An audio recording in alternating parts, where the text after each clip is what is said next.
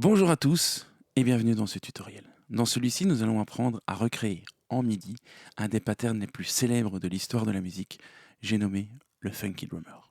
En novembre 1969, à Cincinnati, dans l'Ohio, James Brown et son groupe improvisent une jam session dans un studio d'enregistrement. De cette jam session sortira un titre très célèbre que James Brown baptisera en l'honneur de son batteur Clyde Stubblefield, Funky Drummer. Dans ce morceau, il existe un break de batterie où, sur l'enregistrement original, on entend uniquement la batterie jouer un pattern très entraînant en boucle. Cette boucle va être très souvent réutilisée par de nombreux artistes et resamplée afin de recréer d'autres morceaux. À tel point que de nombreux spécialistes s'accordent à dire que cette boucle est probablement la boucle la plus samplée de l'histoire de la musique. Certains, même, vont jusqu'à affirmer que cette boucle est à elle seule responsable de la naissance et de l'émergence du mouvement hip-hop. Alors nous allons passer dans le vif du sujet et nous allons apprendre à recréer ce fameux break pattern de batterie. J'ai ici une piste que j'ai baptisée sobrement Drums et j'ai placé un item MIDI d'une mesure.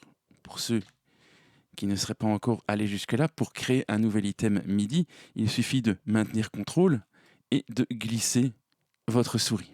Sur cette piste de batterie, eh bien, j'ai placé simplement un instrument virtuel capable de me donner des sons de batterie. Alors je vais double-cliquer ici pour ouvrir l'éditeur MIDI.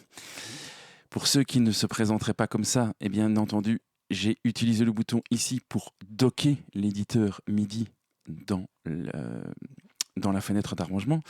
Et également, note importante, dans l'Action List, j'ai activé l'option Toggle Sync to Arrange View, ce qui me permet d'avoir toujours la fenêtre d'arrangement et l'éditeur MIDI, quelle que soit ma valeur de zoom ou de scroll, qui sont synchronisés. Petite préférence personnelle, j'en conviens, on peut vivre tout à fait sans cette option. Mais c'est pour que vous puissiez retrouver le même comportement que moi si vous voulez suivre cette vidéo. Alors, je vais commencer par définir les notes sur lesquelles sont affectés les différents éléments de batterie et je vais les nommer. Donc sur le C1, la note 36, généralement, sur quasiment tous les instruments virtuels de batterie, nous avons le kick. Je vais donc double-cliquer avec le bouton droit de la souris pour renommer cette note kick. Sur le D1, j'ai la snare. Je vais donc double-cliquer également droit et renommer cette note snare. Sur le sol dièse, il y a généralement le charlet fermé, donc HH close.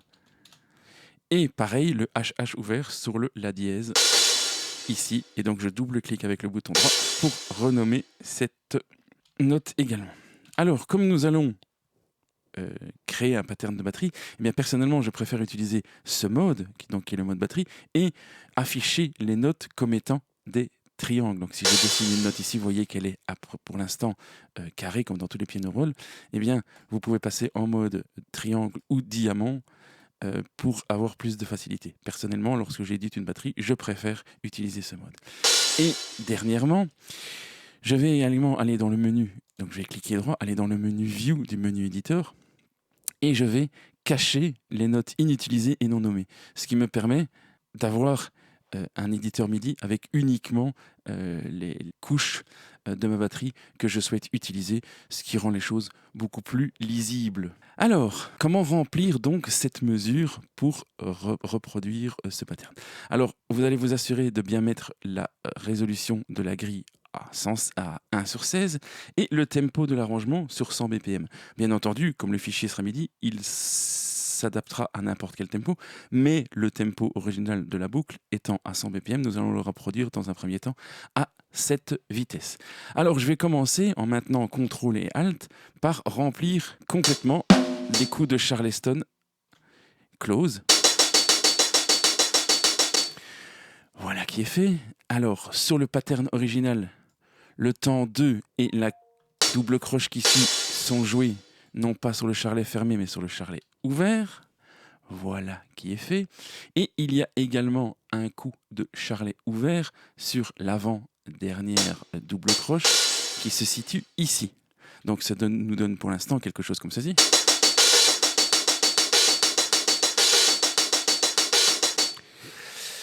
La vélocité est un petit peu excessive, je vais donc la réduire. Petit détail, dans le menu View, ici, vous pouvez afficher, si vous le souhaitez, la valeur de la vélocité sur chaque note, afin de voir systématiquement là où vous en êtes. Et vous pouvez également afficher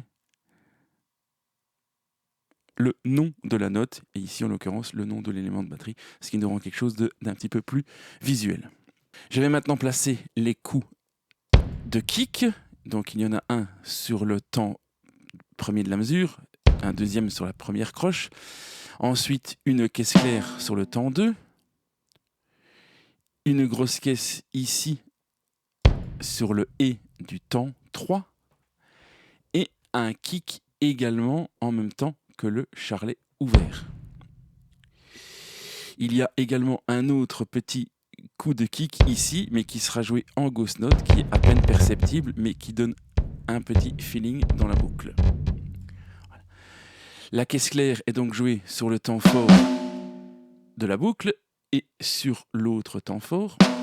Il y a ensuite tout un tas de ghost notes, par exemple celle-ci. Donc des ghost notes, ce sont des notes de caisse claire qui sont jouées à faible volume. Voilà, comme ceci. Il y a une ghost note juste avant le backbeat de la caisse claire. Quelque chose comme ceci. Il y a une ghost note sur le et du 3.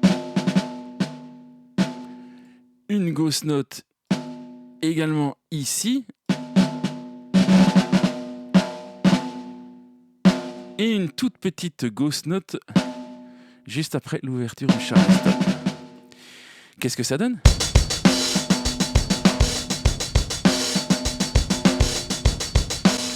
Ben, ça commence à donner quelque chose. Malheureusement, on n'a pas encore le groove et le naturel de la boucle originale. Et pour ce faire, nous allons donc sélectionner un coup de charleston sur 2.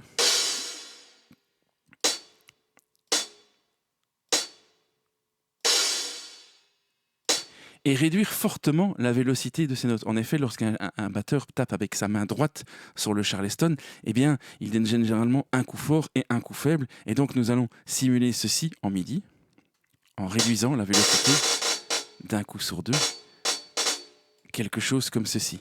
Alors, aussi, généralement, le coup de après un coup de charleston ouvert, eh bien, le coup suivant sera d'office un peu plus faible, et donc on se retrouvera avec quelque chose comme ceci.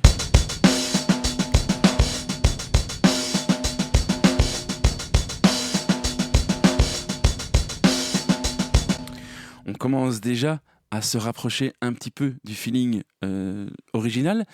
Maintenant, le batteur ici, virtuel, MIDI, joue parfaitement toutes ces notes parfaitement sur le grid, ce qui est humainement impossible.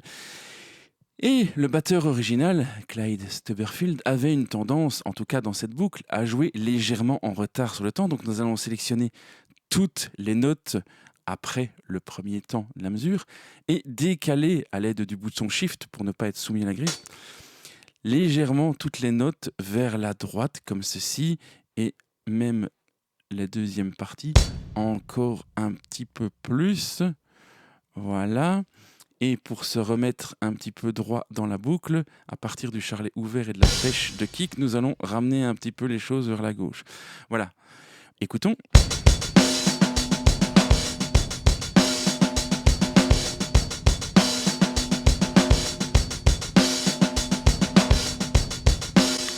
Le deuxième coup ici de kick est vraiment un petit peu trop en retard et ne sonne pas naturel.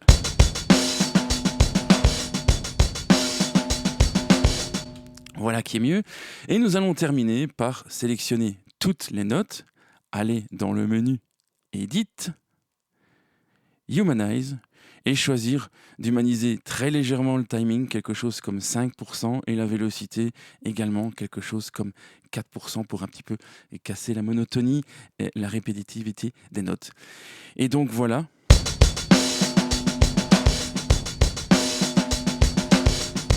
L'avantage de le reproduire en MIDI, c'est que je peux changer mon instrument virtuel.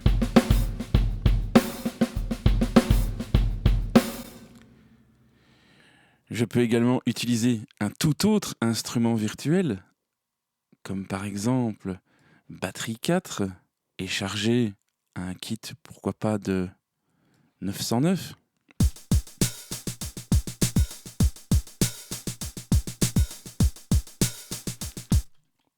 Ou un 808.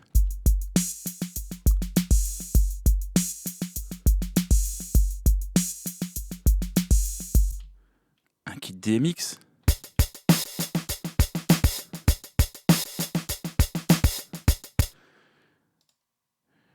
Ou pourquoi pas changer le tempo en l'accélérant, ce qui rend toujours mieux en MIDI, contrairement à l'audio. Ou le ralentir légèrement à 95.